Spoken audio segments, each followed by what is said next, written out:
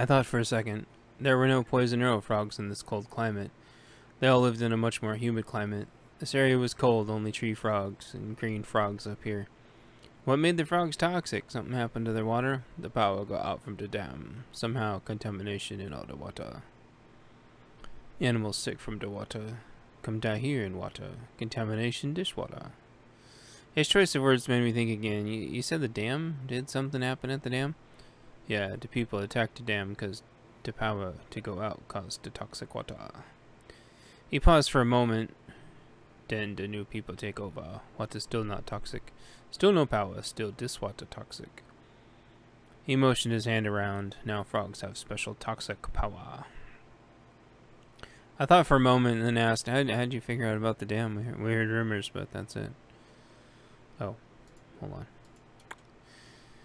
The frogs told me. Okay, the frogs told him, I thought semi-sarcastically. Yeah, he paused as if responding to my thought. The frogs told me.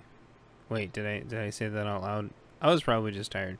I thought, puzzled as the fatigue and stress of the day gripped me.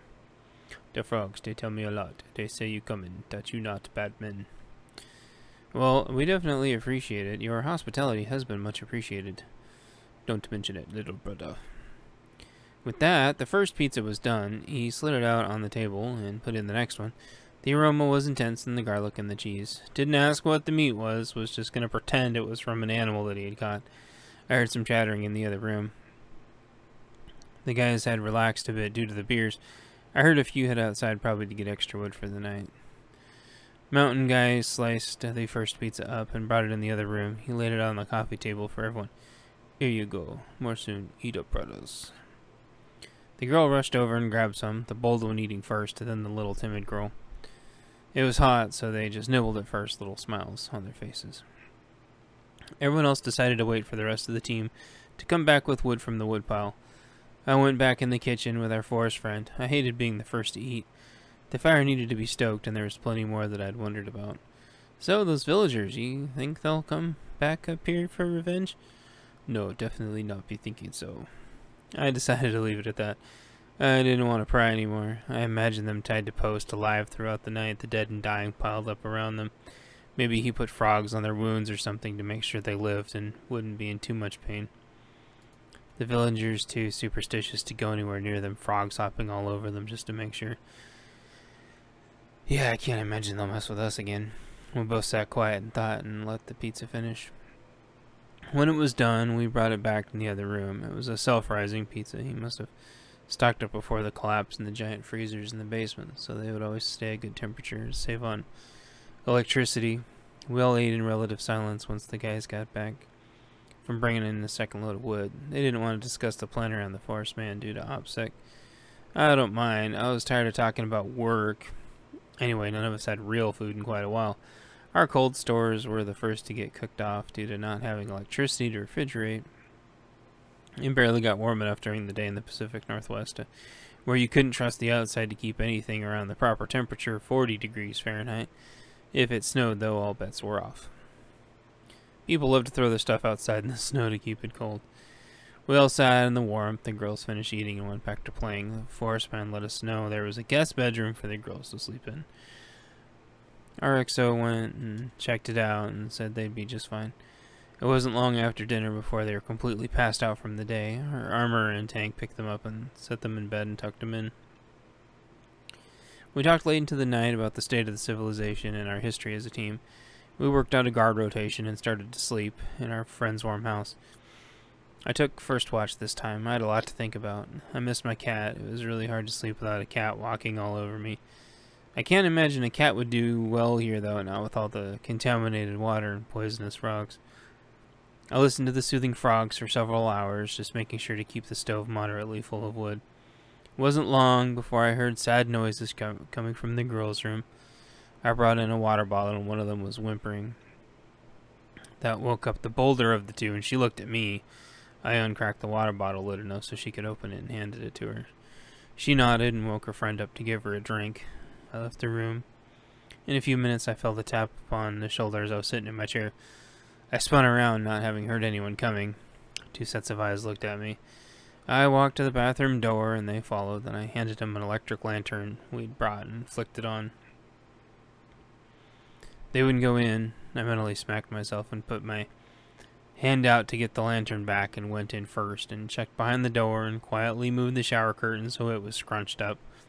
Checked the cupboards quietly, made sure there was toilet paper in there, and set the lantern in a central spot and set the toilet paper next to the lantern and came back out of the bathroom and gave them a thumbs up. A little while later, they both popped back up on my shoulder. It was getting less and less unsettling by now having them sneak up on me, I guess. I went and got the lantern from the bathroom and walked them back to the bedroom. The lantern had a night mode, so I flicked that on so they'd have a night light. I pulled the covers back so that wouldn't be a problem, and then they looked at me as if criticizing me. I mentally smacked myself again and took the lantern and shined it around the room and under the bed. Then I quietly opened the closet and shined it in there and all the dresser drawers.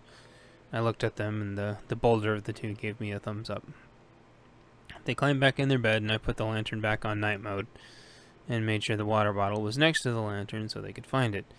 They gave me those eyes like they were okay now. I went back to my post in the living room. I sat in silence for a while, wondering about the whole situation.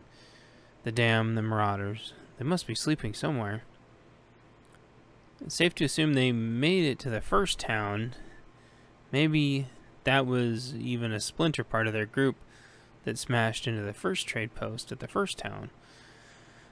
Another tap on my shoulder out of nowhere. This was getting ridiculous. I needed to get them each a paracord bracelet with bells on it or some crap. It was the bolder of the two girls. She looked around the room and found my shield by the candlelight, and she took a spot across the room and tucked her knees into her chest and held the shield to her shins. I blinked a few times, holding my AR close, barrel down, safety on. Seconds later, I was out like a light without realizing it. Chapter 21. A New Day. Pre-dawn. Day 3. I woke up with a start, realizing I'd drifted off. It had been several hours. I hadn't woken up my replacement. Across the living room was the forest man putting a log in the fire. Across from me was the bald girl holding her shield. I meant my shield against her. I guess it was her shield now. Oh well. We'd figure it out later. I couldn't hear the birds yet, but felt like they would be waking up soon. I got up and followed the forest man into the kitchen as he went. Hey, I whispered, you got any coffee for the guys? Oh boy, do I. Is it time for them to get up? Yes, it is. Pre-dawn is bad juju. They'll need coffee. Juju, huh? He laughed. But not too loud. Yeah, we make coffee. Prevent bad juju.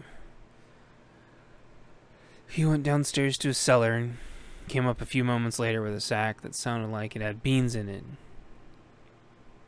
He put a couple beans from the bag in a mortar and began quietly grinding with a pestle. I'd never seen this done with coffee grounds before. Coffee beans before? Done to make coffee grounds before? And was quite intrigued. He put in a few more and continued grinding. He carefully and quietly set it down on the kitchen table. The table was small, only room for 2 or 3. Now you. I sat down and repeated his motions, dumping in a few beans from the bag at a time, never touching the beans with my hands. He went to get a pot going to make the coffee in it and set it on the kitchen table. I ground up about the amount that made sense in my head. It amounted to a cup or so in measurement. My new mountain friend came over to check and nodded. Very good. He poured some water from a filtered pitcher that he had into the coffee pot. That filled it to about 2/3 full. Then he put the grounds into a basket, stuck the stem piece up through the basket. A special fastened bump stopped the stem at the right spot, and he put the lid on top, and it had a little glass topper.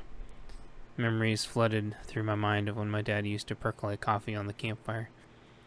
He set the coffee pot on the stove in a medium heat sort of spot, comparatively to hundreds of degrees anyway. In just a few minutes, the coffee pot filled the home with an amazing earthy aroma. I nudged the guys awake one by one in the order of who I knew would be the most receptive to wanting to wake up. This also prevented the rush to the restroom. I only had to slightly motion the guys to consciousness, and the coffee did the rest. It got pulled off the stove at the perfect time right before it boiled over and was percolating in the glass gem on top. Everyone agreed it was probably the best coffee they ever had.